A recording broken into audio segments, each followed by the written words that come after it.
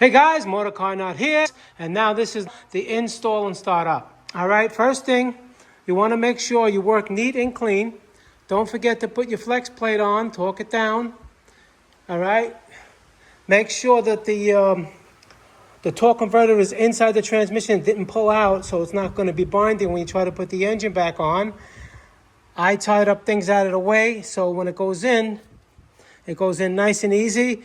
Same thing with the bottom of the compressor. Everything's out of the way. It's a good idea to lube the center of the torque converter and the pins, the dowels, where the engine goes in.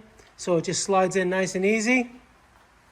If you want, you can disconnect the bar and try to get another bar to put a little bit more higher if you need to. All right. And you have to support the transmission.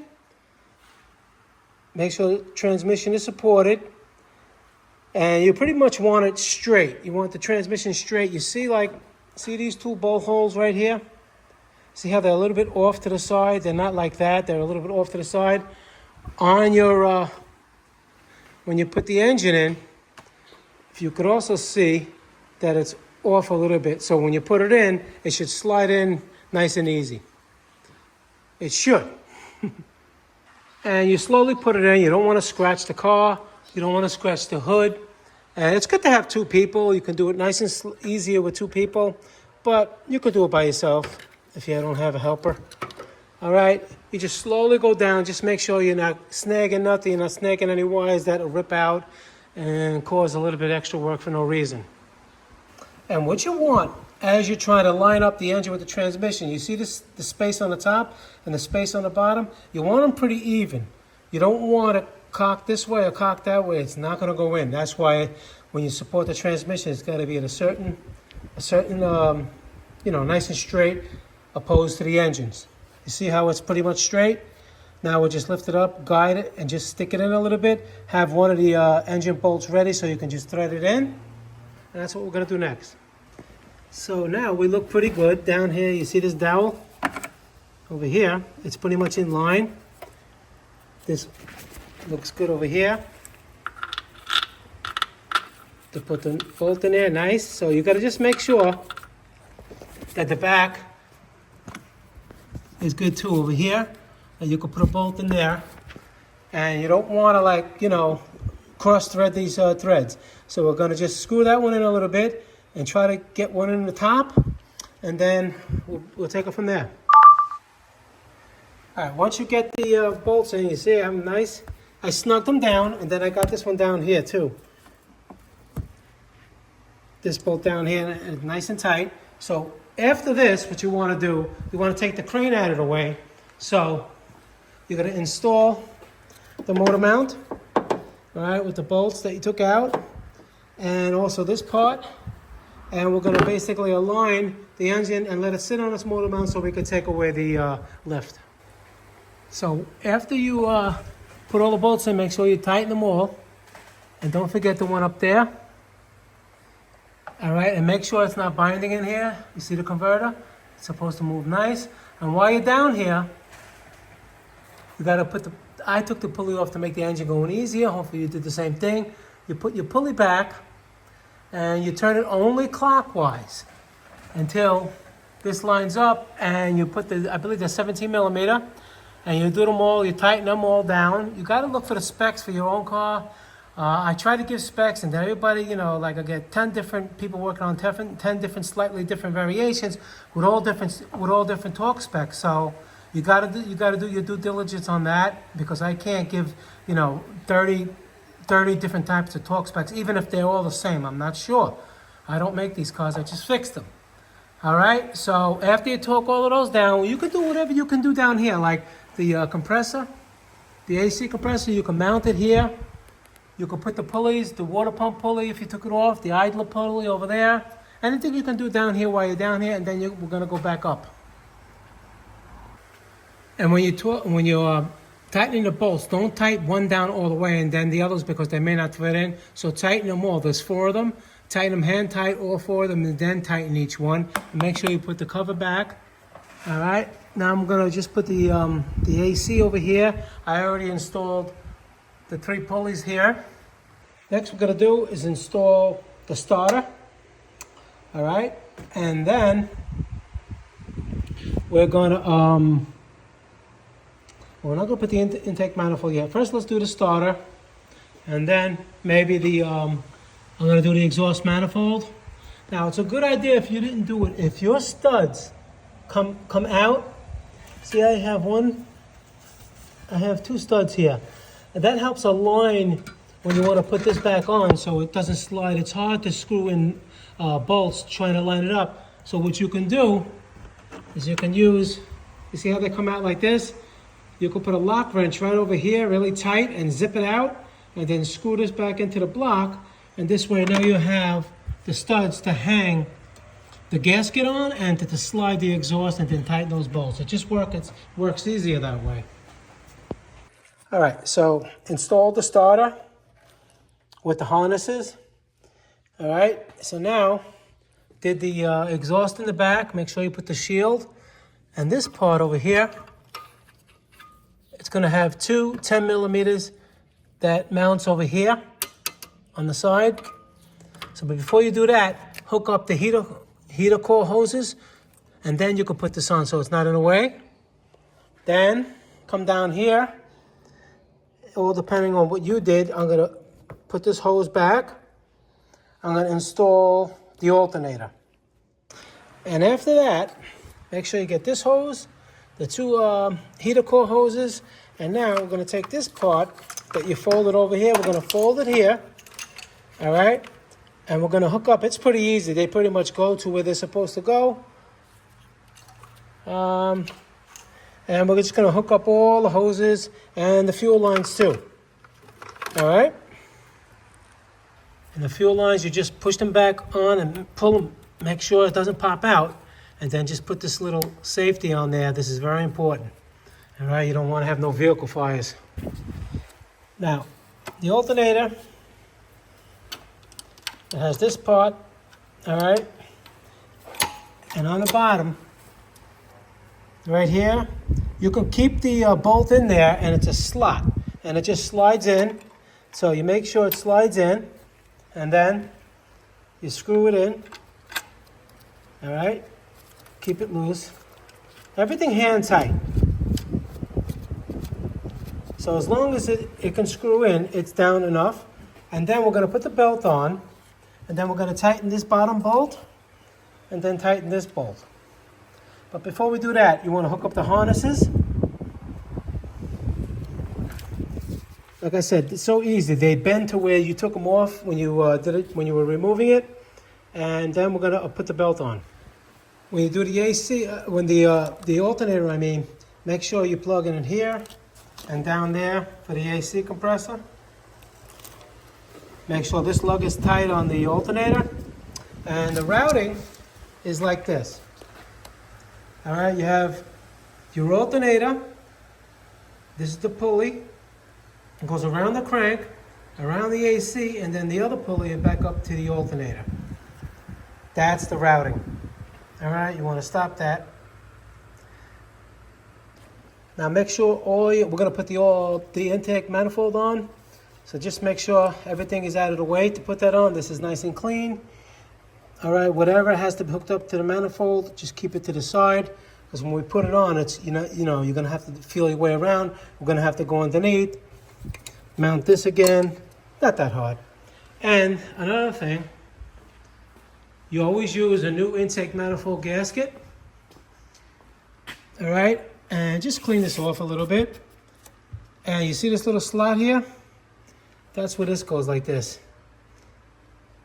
All right, so basically it goes that way, and you just press it on. So you torque the intake manifold bolts, 18 foot-pounds, 1, 2, 3, 4, 5, like that. Make sure this is plugged in, it's routed the right way. So now, any hoses that have to be hooked up. Now we're going to install the throttle body. All right, so it just goes this way. Same way you took it off. And there's going to be a bracket here that's going to go here. And the hose is going to go over here. So that's what I'm going to do now. Just going to install it and take it from there. All right, so when you're on the bottom, make sure you put this bracket with that 10 millimeter. Make sure you put the plug in. This plug, like I said, you do everything you did when you took it off. You should have a good idea right now. If you're not, you just look at the video. You can always drop me a comment. All right, and in the back, you put this like little support heat shield type of thing, 14 millimeter, 14 and 14, this bracket. All right, and you can get an idea of the serpentine routing this way. And we're gonna go back up on the top and install the battery tray.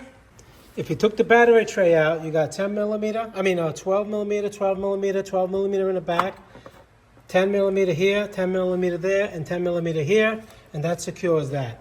Now we'll put the air filter box on. Just make sure that the air intake goes in here, and you get it snug over there. And then you have your 10 millimeter here and here. Make sure you tighten the clamp right there. And put this clamp on over here on the hose. And the filler neck, you have 10 millimeter and 10 millimeter. Make sure you put the hose back. So it's pretty much done. I'm going to charge the battery. All right. Not going to put anything out. I'm not going to put the engine covers underneath and everything because we want to put the oil in it. We want to put the coolant in it. And we want to start it up. Make sure everything runs good before we put all the the tire liner and the tires on and the underpin. All right, then you install the battery, 10 millimeter. 10 millimeter, you do the positive first, negative, and don't forget the hold down bolt, 12 millimeter. You don't want the battery jumping. All right, so now put the coolant in, fill it up, make sure it goes in, leave it. The bottom hose, squeeze it a little bit until you can get enough coolant in there. Do the oil, make sure the oil is at the top level mark. And the coolant right here, I put it a little bit past the fill mark because as the engine runs, it's going to suck in the oil, the coolant, and it's going to settle in. So we're going to start it now. And like I said, it's a good idea, a couple of hours, maybe 5 or 6 hours before, charge the battery. All right, so now we're doing this live. I did not start this car yet. I have a fan in the back because I'm in the garage.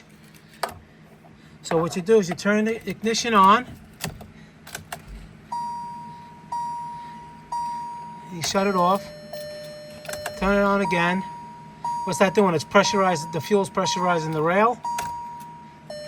And it shouldn't start with that much hesitation. And you may get check engine light because the oil pressure is not up to where it's supposed to be yet, and it can throw off the cam timing, and you may get those codes. It's all normal. Don't get scared.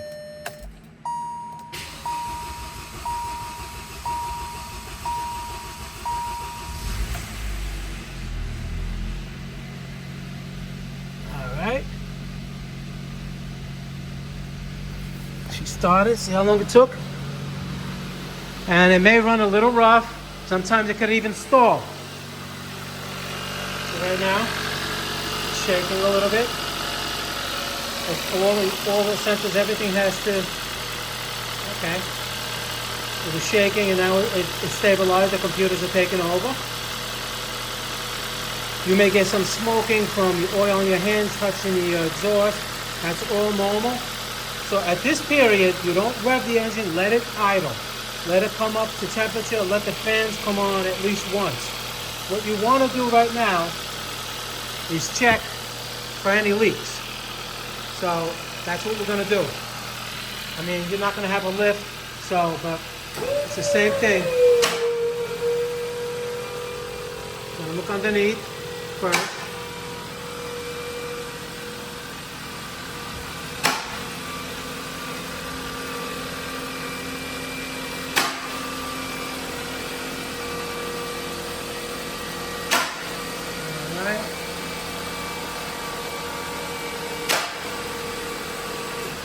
Right about there. Let me get my chair. And now, we'll take a bird's eye view. You want to make sure that your seal is not leaking in the front. Looking good. All right. You don't hear any exhaust leaks. The oil filter, make sure it's hand tight. As tight as you can make it by hand. That's what you want. You don't hear any funny noises. No coolant leaking anywhere. So everything seems okay right now. And then we're going to lower it. I'll lower it. I'm not going to show you me lowering it. I'm going to lower it and we're going to check the top of the engine now. On the top of the engine, you want to make sure all your coolant hoses, nothing's leaking. I had one in here. I thought it was going to leak. But the clamp didn't look that strong, but it looks okay. You just want to look for leaks. And you want it to come up to operating temperature. Alright, it should be idling pretty smooth. This one's okay. It's not going to be idling like glass right off the bat, so because the car has to drive, the computer has to know, it has to have drive cycles before it starts idle even better than this. Because it just came out of surgery, you know. You're coming out of surgery, you're not looking to start running, right? You're looking to just, you know, sit up. So it's the same thing. And you got to make sure there's no check engine lights. Hopefully not. We got no check engine light. We got the tire light because there's no tire on right now. But everything's looking okay. Don't rev the engine. Just let it come up to operating temperature. And make sure that that doesn't go past. Let's say that it doesn't go towards the red, the coolant gauge. Because that can mean you have a problem. Alright?